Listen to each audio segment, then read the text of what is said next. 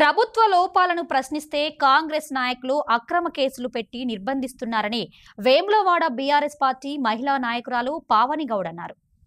రాజన్న సిరిసిల్ల జిల్లా వేములవాడ పట్టణ పోలీస్ స్టేషన్లో తనపై కేసు నమోదు అయినట్లు బీఆర్ఎస్ పార్టీ మహిళా నాయకురాలు పావని గౌడ్ తెలిపారు. కాంగ్రెస్ ప్రభుత్వ పాలనలో ప్రశ్నించిన నాయకులపై, బీఆర్ఎస్ పార్టీ కార్యకర్తలపై, సోషల్ మీడియాపై, జర్నలిస్టులపై కాంగ్రెస్ ప్రభుత్వం అక్రమ కేసులు బనాయిస్తుందని ఆరోపించారు.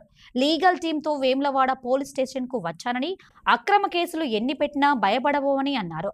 వారి వెంట లీగల్ టీం సభ్యులు అమృతరావు, లలితారెడ్డి, క్రాంతి, పార్టీ నేతలు శ్రవంతి, గోస్కుల రవి, నిమ్మశెట్టి విజయ్, నరేష్, అంజీ, అనిల్, గణేష్ తదితరులు ఉన్నారు. ఎవరెవరు ప్రశ్నిస్తున్నారో, ఎవరెవరు నిజాలు బయట పెట్టి గవర్నమెంట్ ని ప్రశ్నిస్తున్నారో వాళ్ళందరి మీద కూడా కావాలని చెప్పి కాంగ్రెస్ సర్కారు ఫాల్స్ కేసెస్ ని బుక్ చేస్తున్నారు. సో ఆ విధంగా అదే ప్రాసెస్ లో వాళ్ళు పావని గౌడ్ గారి మీద కూడా కేసు రిజిస్టర్ చేయడం జరిగింది. అండ్ ఈ కేసు కూడా ఏంటంటే ఒక కాజ్ కోసము వాళ్ళు చేసిన ఏదైతే ప్రామిసెస్ ని ఫుల్ఫిల్ చేయలేదు అని తను క్వశ్చన్ చేసినందుకే కావాలని ఇలాంటి అక్రమమైన కేసులో తన మీద కేసు పెట్టారు.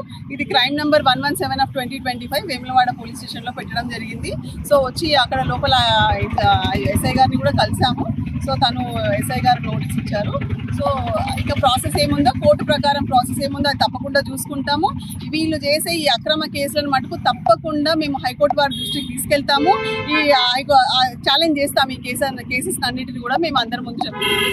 తెలంగాణలో కాంగ్రెస్ ప్రభుత్వం అధికారంలోకి వచ్చిన తర్వాత ప్రశ్నించిన వారి మీద, రైతుల మీద, సామాన్య ప్రజల మీద, జర్నలిస్టు సోదరుల మీద, సోషల్ మీడియా వారియర్ల మీద, బీఆర్ఎస్ పార్టీ సైనికుల మీద అక్రమ కేసులు పెట్టి నిర్బంధిస్తున్నారు.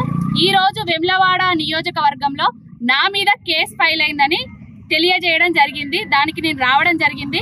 మా సోషల్ మీడియా వారియర్స్ అందరు రావడం జరిగింది. మరియు మా బీఆర్ఎస్ పార్టీ నాయకులు కూడా నాతో పాటు రావడం జరిగింది.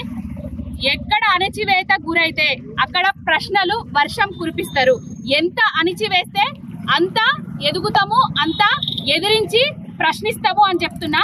ఈ కేసులకు భయపడి, ఏదో ఈ నోటీసులకు భయపడి ఇక్కడితో ఆగిపోము.